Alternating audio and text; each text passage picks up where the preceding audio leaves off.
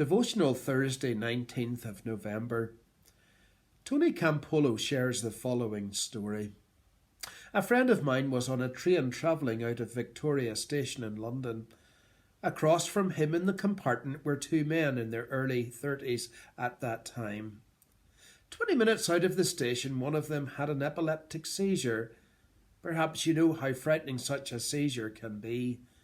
The man stiffened and fell heavily out of his seat.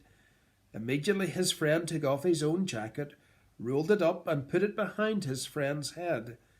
He blotted the beads of perspiration from his brow with his handkerchief, talked to the stricken man in a quiet manner and calmed him.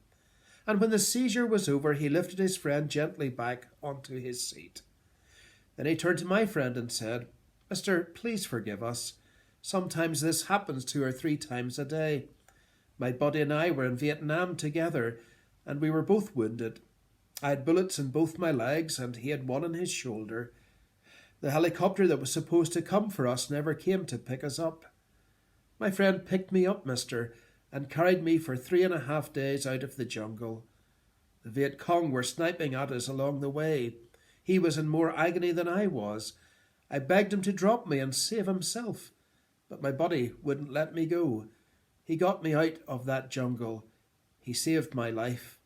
I don't know how he did it, and I don't know why he did it. And 4 years ago I found out that he had this condition. So I sold my house in New York, took what money I had and came over here to take care of him."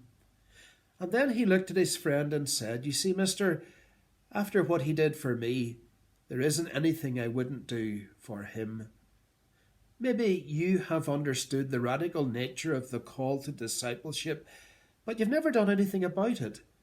Maybe you've known for a long time that being a Christian means joining God's revolution, but you've never been willing to make a commitment to his cause.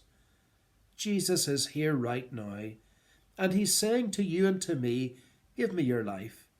Join my revolution. Participate in my great movement in history. For my sake, in response to what I've done for you on the cross, give me your life and do my will."